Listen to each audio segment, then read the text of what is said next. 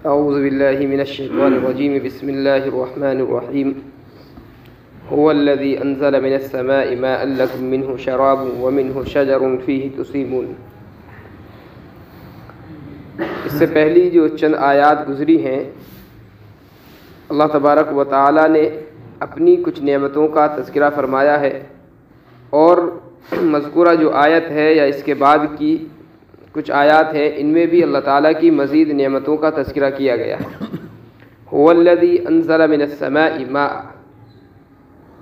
وہی ہے وہ ذات جس نے آسمان سے تمہارے لیے پانی برسایا۔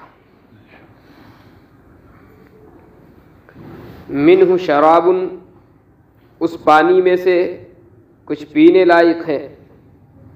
ومنہ شجر فیہ تسیمون، اور اسی پانی کے ذریعے سے درخت اگتے ہیں۔ فیہ تسیمون، جن درختوں سے تم چراتے ہو۔ یہاں پر شجر سے جو مراد ہے وہ ہے اصل سبزہ، زمین سے اگنے والی وہ گھاس ہو یا درخت ہو یا بیل قسم کی کوئی چیز ہو، ہر چیز اس کے اندر ہے۔ شجر اگرچہ بڑے درخت کو بولتی ہے جو تنے والا ہوتا ہے عربی کے اندر، لیکن یہاں پر جو ہے شجر سے مراد تمام اگنے والی چیزیں ہیں۔ هو الذی انزل من السماء ماء لکم، اللہ وہ ذات ہے جس نے تمہارے لیے آسمان سے پانی برسایا جس سے تم پیتے ہو۔ ومنہ شجر فیہ تسیمون، اور اسی سے درخت اگتے ہیں جن میں تم اپنے جانوروں کو چراتے ہو۔ ینبت لکم بہ الزرع، اللہ تعالیٰ تمہارے لیے اس پانی کے ذریعے سے کھیتی اگاتا ہے۔ والزیتون، اور زیتون اگاتا ہے۔ والنخیل، اور کھجور اگاتا ہے۔ والاعناب، اور انگور اگاتا ہے۔ ومن کل الثمرات، اور مختلف قسم کے میوے ہیں، مختلف قسم کے فروٹ ہیں۔ عام طور پر عرب میں جن کھیتیوں کو اہل عرب کیا کرتے تھے انہی کا تذکرہ یہاں پر کیا گیا ہے۔ زیتون ہے، اس کی وہاں پر خوب فراوانی تھی۔ کھجور ہے، اسی طریقے سے انگور ہے۔ تو یہ جو کھیتیاں ہیں وہ عام طور پر کیا کرتے تھے، اور ان کھیتیوں سے وہ لوگ زیادہ آشنا تھے، اسی لیے انہی کا تذکرہ کیا گیا ہے۔ ومن کل الثمرات کے اندر پھر ساری ہر قسم کی کھیتیاں، ہر قسم کے فروٹ، وہ کسی بھی ملک میں پائے جاتے ہوں، سب اس کے اندر داخل ہیں۔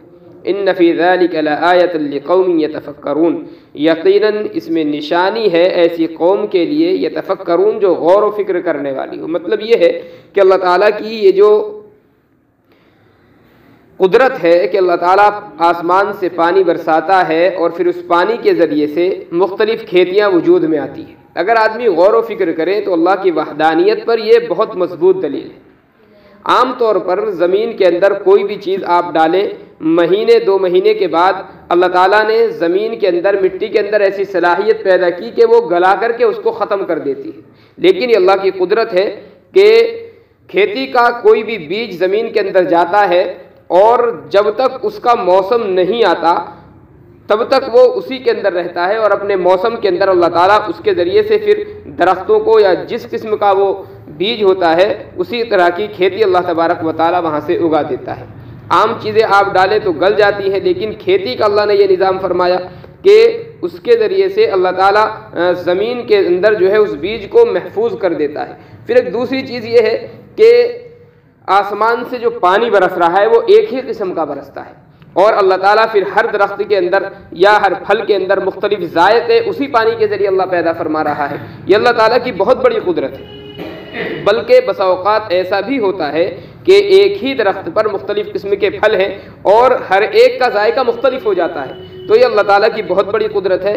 اسی لیے فرمایا ان فی ذلک لآیۃ لقوم یتفکرون، کہ اس میں نشانی ہے ایسی قوم کے لیے جو غور و فکر کرنے والی ہو۔ وسخر لکم اللیل والنہار، اللہ تعالیٰ نے تمہارے لیے رات کو اور دن کو مسخر فرما دیا۔ مسخر کرنے کا مطلب یہ ہے کہ تمہارے کام پر اللہ تعالیٰ نے رات اور دن کو لگا دیا ہے۔ اللہ تعالیٰ نے رات بنائی ہے، انسان کے سکون کا وہ کام دیتی ہے۔ دن بنایا ہے، ذریعہ معاش انسان اس میں تلاش کرتا ہے۔ والشمس والقمر، اور سورج کو اور چاند کو تمہارے لیے لگا دیا یا تمہارے کام پر لگا دیا۔ والنجوم مسخرات بامری، اور ستارے بھی اللہ تعالیٰ کے حکم سے چل رہے ہیں، مسخر ہیں، کام پر لگے ہوئے ہیں۔ ان فی ذلک لآیات لقوم یعقلون، یقیناً اس میں نشانیاں ہیں ایسی قوم کے لیے جو عقل رکھتی ہے۔ اوپر ہے لقومی یتفکرون جو غور و فکر کرتی ہے، اور یہاں پر ہے لقومی یعقلون۔ یہاں پر فرق تھوڑا سا یہ ہے کہ اوپر کی جو چیزیں اللہ نے ذکر فرمائی ہے، کھیتی ہے، کھیتی کے ذریعے سے پھر مختلف پھلوں کا، مختلف درختوں کا وجود میں آنا ہے، اس میں ہم غور کریں تو اللہ تعالیٰ کی قدرت تو ہے ہی، لیکن کچھ نہ کچھ انسانی دخل ہوتا ہے۔ انسان عام طور پر جو قابل استعمال چیزیں ہوتی ہیں، انسان خود کسی نہ کسی درجے میں ان کی کھیتی کرتا ہے، اور کسی نہ کسی درجے میں انسان کی محنت وہاں پر ہوتی ہے، انسان کا عمل ہوتا ہے۔ تو اس لیے وہاں پر فرمایا لقومی یتفکرون کہ غور و فکر اگر تم کرو گے تو بظاہر اگرچہ انسان کی طاقت و قوت وہاں پر لگ رہی ہے، لیکن انسان کی یہ طاقت نہیں ہے کہ اس کھیتی کو وہ وجود میں لے کر کے آ جائے۔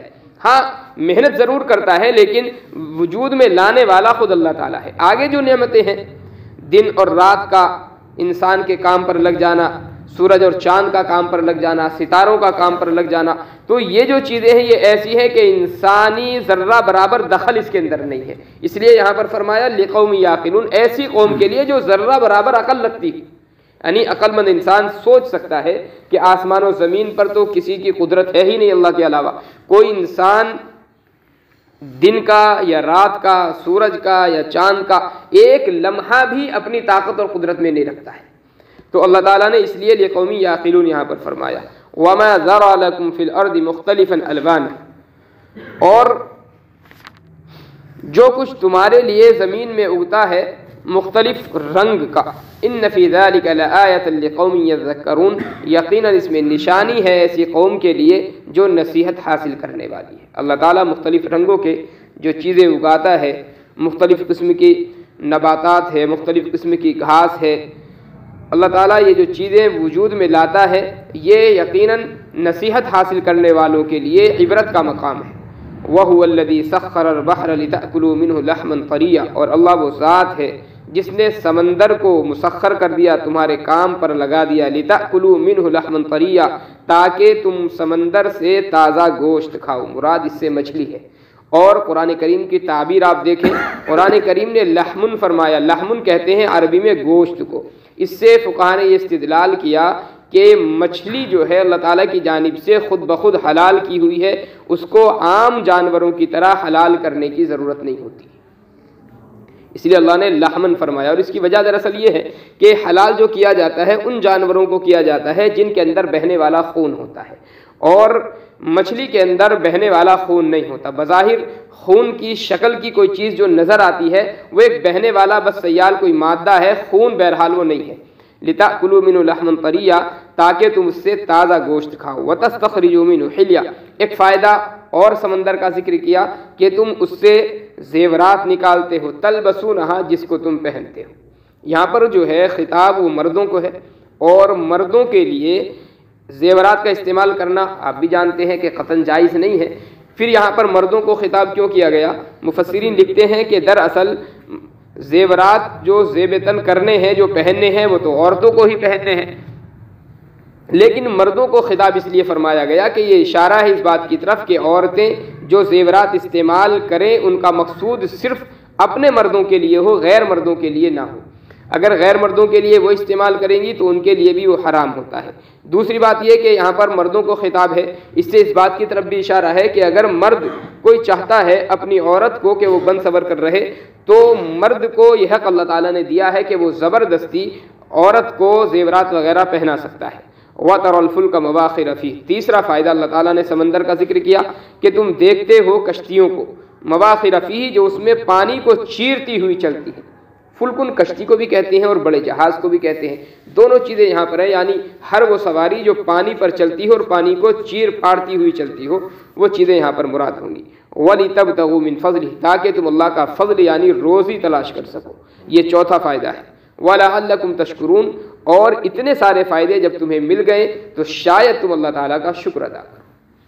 اللہ تعالیٰ نے روزی کا ایک بہت بڑا ذریعہ سمندر کے اندر رکھا ہے، اور بہت سارے فائدے اللہ تعالیٰ نے خود یہاں پر شمار کرائے۔ اس کے بعد میں شکر کی تلقین فرمائی گئی انسان کو کہ جب اتنے فائدے اللہ تعالیٰ نے سمندر کے اندر رکھے اور مختلف قسم کی نعمتیں اللہ تعالیٰ نے سمندر کے واسطے سے انسان کو عطا کی، تو اس کا پھر حق یہ ہے کہ وہ اللہ تعالیٰ کا شکر ادا کرے۔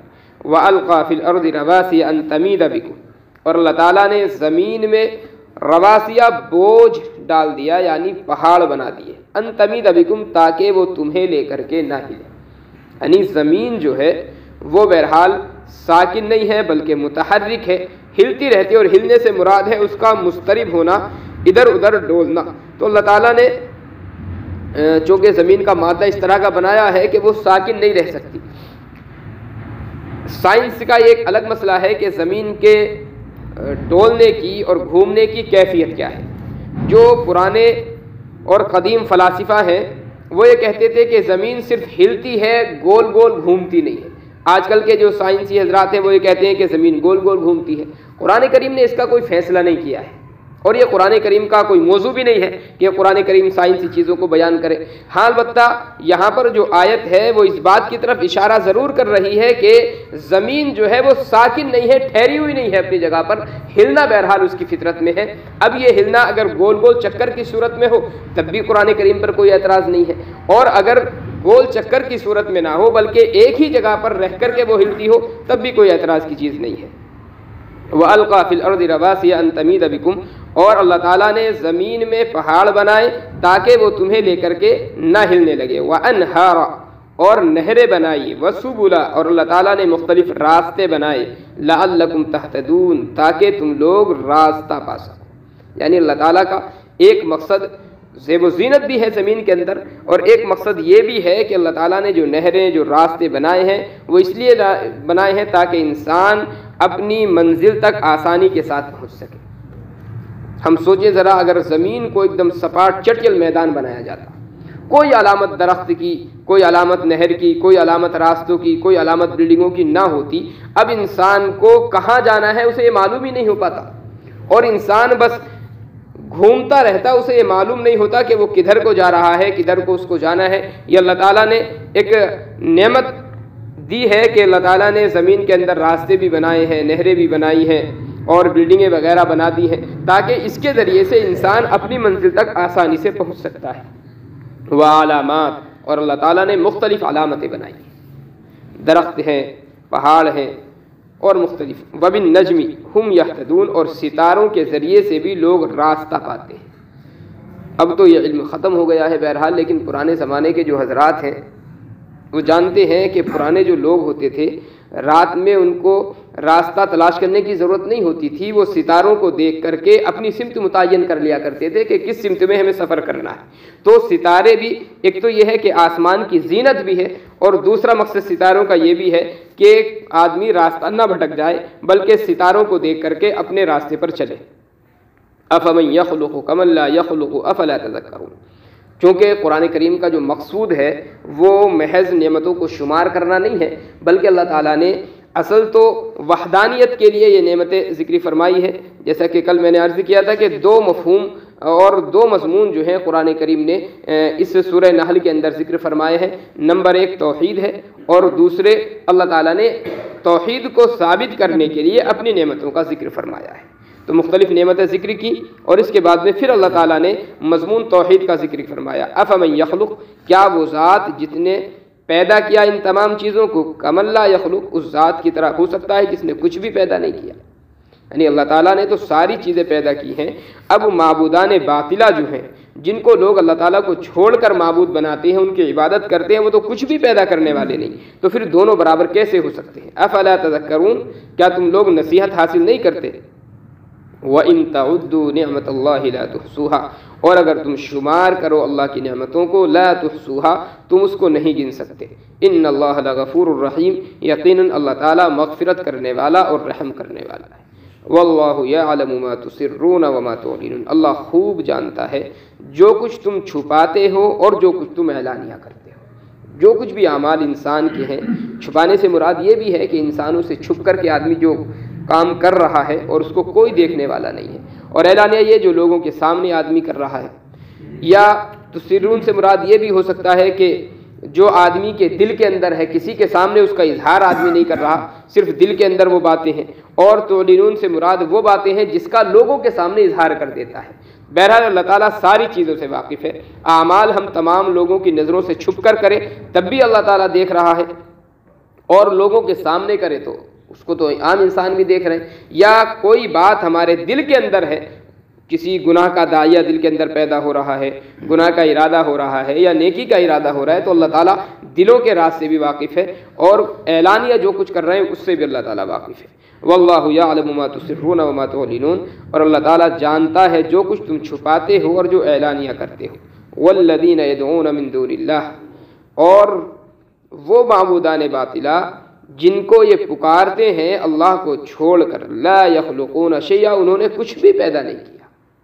ایک تو یہ ہے کہ اللہ تعالیٰ کی وحدانیت میں جن لوگوں کو یہ شریک ٹھہراتے ہیں، جن لوگوں کی عبادت کرتے ہیں، دو چار چیزیں اگر انہوں نے پیدا کی ہوتی، حالانکہ تب بھی وہ معبود نہیں ہو سکتے چونکہ قدرت جو ہے وہ اللہ کی دی ہوئی ہے، لیکن انہوں نے تو کچھ بھی پیدا نہیں کیا، اس کے باوجود ان لوگوں کو معبود بنانا یہ عقل سے دور کی بات ہے۔ وہم یخلقون، بلکہ وہ تو خود پیدا کیے گئے ہیں، اور جو آدمی جو ذات مخلوق ہو وہ خالق نہیں ہو سکتی، اس لیے کہ خالق کے لیے ضروری یہ ہے کہ وہ مخلوق نہ ہو، وہ کسی کا بنایا ہوا نہ ہو۔ اگر وہ کسی کا بنایا ہوا ہے تو ظاہر ہے وہ اپنے وجود میں خود دوسرے کا محتاج ہو گیا، اور جو اپنے وجود میں دوسرے کا محتاج ہو وہ خالق نہیں ہو سکتا۔ خالق کا مفہوم یہ ہے کہ وہ اپنی ذات میں بھی اکیلا ہو، اپنی صفات میں بھی اکیلا ہو، نہ ذات میں کسی کا محتاج ہو نہ صفات میں کسی کا محتاج ہو۔ تو جن کو یہ معبود بناتے ہیں یہ تو خود کسی چیز کو پیدا نہیں کرتے، بلکہ خود یہ اللہ تعالیٰ کے پیدا کیے ہوئے ہیں۔ اموات غیر احیاء، یہ مردہ ہیں، زندہ نہیں، یا تو فی الحال مردہ ہیں جیسا کہ بت ہیں ان کی عبادت کی جا رہی ہے، یا اگر فی الحال زندہ ہیں تو آئندہ چل کر کے مردہ ہو جائیں گے۔ کسی زندہ آدمی کی اگر پوجا کی جاتی ہے یا اس کو معبود بنایا جاتا ہے تو اب نہیں تو آگے چل کر کے اس کو مردہ ہونا ہے۔ بہرحال ہمیشہ زندگی جو ہے وہ کسی کو عطا نہیں کی گئی ہے، اور کسی کے اوپر موت کا طاری ہونا یہ خود دلیل ہے اس بات کی کہ وہ عبادت کے لائق نہیں۔